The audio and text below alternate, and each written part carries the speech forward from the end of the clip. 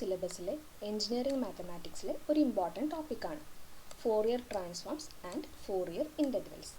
ഈ ഒരു topic second സെമസ്റ്ററിലും fourth സെമസ്റ്ററിലും ഒരുപോലെ വരുന്നൊരു ടോപ്പിക്കാണ്. അപ്പോൾ മെയിൻ കണ്ടൻറ്റിലേക്ക് പോകുന്നതിന് മുന്നേ ആദ്യം നമുക്ക് കുറച്ച് ബേസിക് ഫോർമുലാസും നോക്കണം.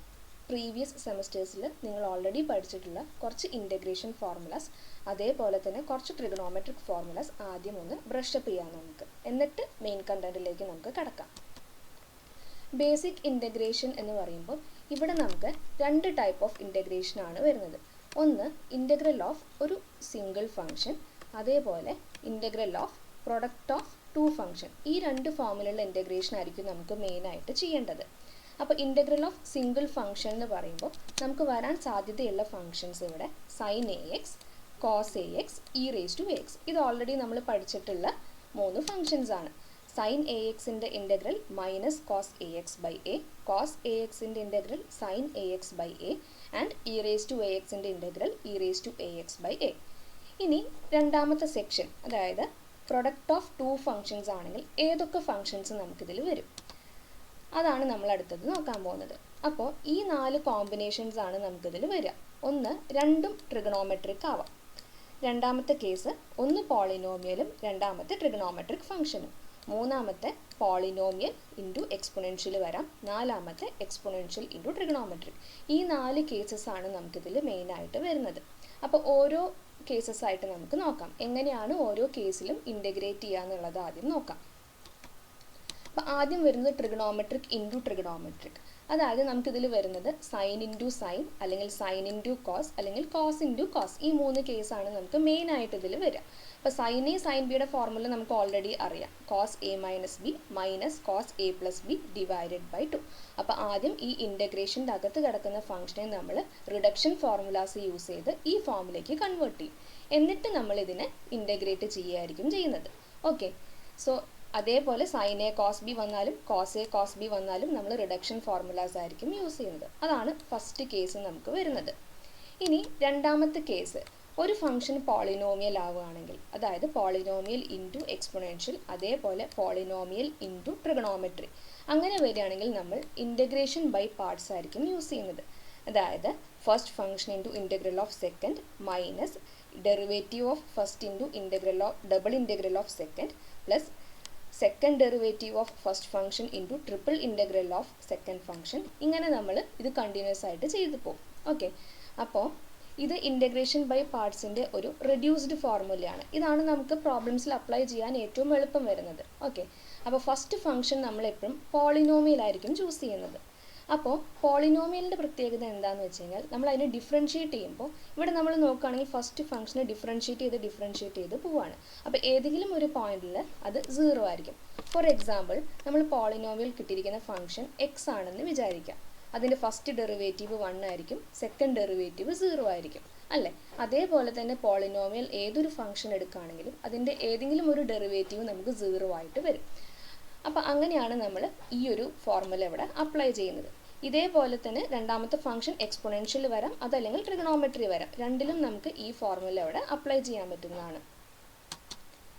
മൂന്നാമത്തെ കേസ് വരുന്നതാണ് എക്സ്പൊണൻഷ്യൽ ഇൻറ്റു ട്രിഗണോമെട്രി.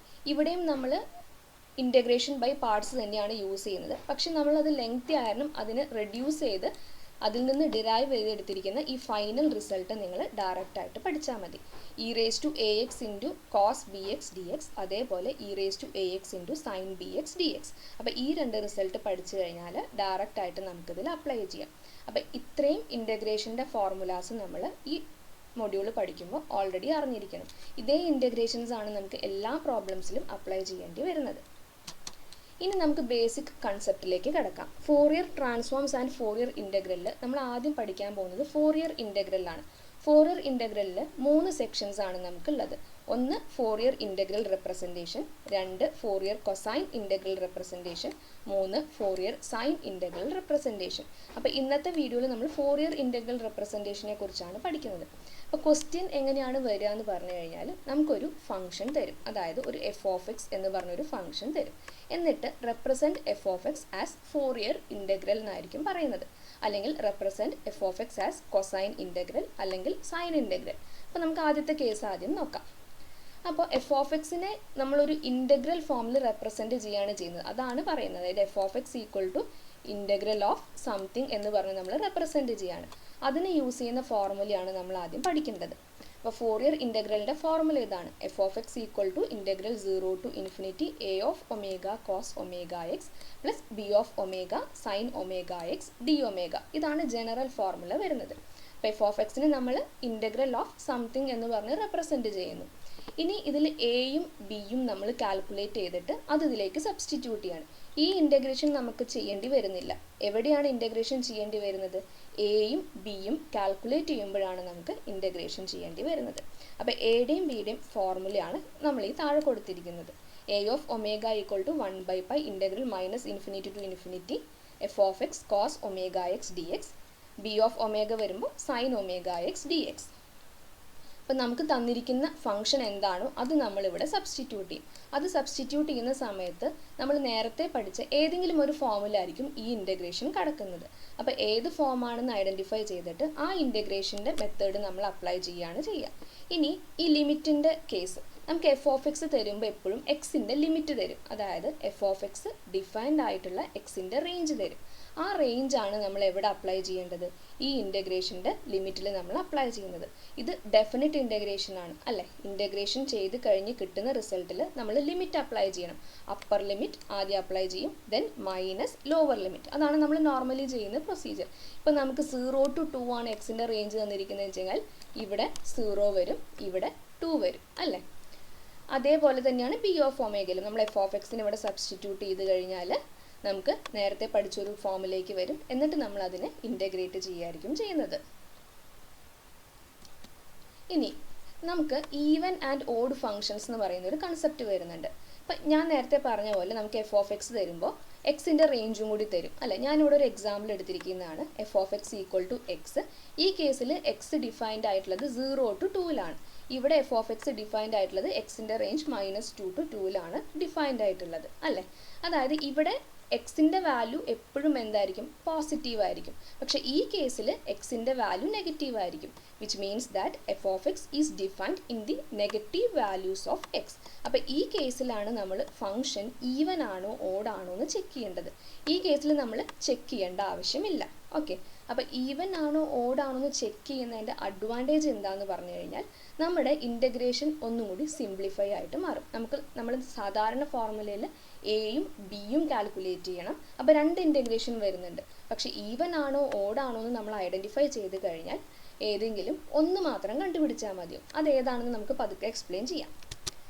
അതാണ് ഇവിടെ പറഞ്ഞിരിക്കുന്നത്. Check whether F of X is even or odd only if F of X is defined in the interval -a to a. ഞാൻ ജനറലായിട്ട് പറഞ്ഞതാണ് -a to a എന്നുള്ളത്. അതായത് നമ്മൾ ചെക്ക് ചെയ്യേണ്ടത് ഇതാണ്, എക്സിൻ്റെ റേഞ്ച് നെഗറ്റീവിലേക്ക് പോകുന്നുണ്ടോ എന്നുള്ളത്. ഇനി ഒരു ഫംഗ്ഷൻ ഈവൻ ആണോ ഓഡ് ആണോ എന്ന് എങ്ങനെയാണ് ചെക്ക് ചെയ്യുക എന്നാണ് നമ്മൾ നോക്കാൻ പോകുന്നത്. അപ്പോൾ if F of -x equal to F of X, ഫംഗ്ഷനെ നമ്മൾ ഈവൻ ഫംഗ്ഷൻ എന്നാണ് വിളിക്കുന്നത്. ഫോർ എക്സാമ്പിൾ x² എന്ന് പറയുന്ന ഒരു ഫംഗ്ഷൻ കൺസിഡർ ചെയ്യാം. അപ്പോൾ ഈ ഒരു ഫംഗ്ഷൻ ഈവൻ ആണോ ഓഡ് ആണോ എന്ന് ചെക്ക് ചെയ്യാൻ നമ്മൾ റാൻഡം വാല്യൂസ് ഇട്ട് കൊടുക്കുകയാണ്. ഫോർ എക്സാമ്പിൾ 2ഉം -2ഉം ഇട്ട് കൊടുക്കുകയാണ്. അതായത് ഒരു പോസിറ്റീവ് വാല്യൂ എടുക്കുകയാണെങ്കിൽ അതിൻ്റെ നെഗറ്റീവ് വാല്യൂ നമ്മൾ സബ്സ്റ്റിറ്റ്യൂട്ട് ചെയ്ത് നോക്കുകയാണ്.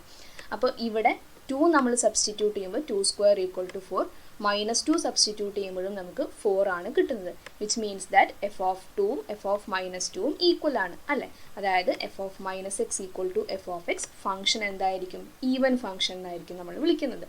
ഇനി അങ്ങനെ ഒരു ഈവൻ ഫംഗ്ഷൻ നമുക്ക് കിട്ടിക്കഴിഞ്ഞാൽ ഈ ഇക്വേഷനിൽ ബി ഓഫ് ഒമേഗ 0 ആയിരിക്കും. നമുക്ക് എ ഓഫ് ഒമേഗ മാത്രം കാൽക്കുലേറ്റ് ചെയ്താൽ മതി. അതായത് എ ഓഫ് ഒമേഗയുടെ ഇക്വേഷൻ ഇങ്ങനെയായിട്ട് മാറും. നമ്മൾ നേരത്തെ പഠിച്ചത് 1/π ഇൻ്റഗ്രൽ -∞ to ∞ എന്നായിരുന്നു നമ്മൾ പഠിച്ചത്. ആ ഇൻ്റഗ്രൽ -∞ to ∞ എന്നുള്ളത് 2 × ഇൻ്റഗ്രൽ 0 to ∞ എന്ന് നമ്മൾ റീറൈറ്റ് ചെയ്തിരിക്കുന്നതാണ് ഇത്. അപ്പോൾ ഈ ഇക്വേഷനിൽ ബി ഓഫ് ഒമേഗ 0 ആയി അല്ലേ? അപ്പോൾ എഫ് ഓഫ് എക്സ് നമുക്ക് എന്തായിരിക്കും കിട്ടുന്നത്? Integral 0 to ∞ A of omega cos omega X D omega എന്നായിരിക്കും കിട്ടുന്നത്. ഇതേപോലെ നമുക്ക് ഓഡ് ഫംഗ്ഷനും കണ്ടുപിടിക്കാം. അതായത് if F of -x equal to -f of X, ഫംഗ്ഷനെ നമ്മൾ ഓഡ് ഫംഗ്ഷൻ എന്നായിരിക്കും പറയുന്നത്. ഫോർ എക്സാമ്പിൾ x³ എന്ന് പറയുന്ന ഒരു ഫംഗ്ഷൻ നേരത്തെ ചെയ്ത അതേപോലെ നമുക്ക് 2ഉം -2ഉം ഇട്ട് കൊടുക്കാം. അപ്പോൾ 2 കൊടുക്കുകയാണെങ്കിൽ നമുക്ക് 8 ആയിരിക്കും വരുന്നത്.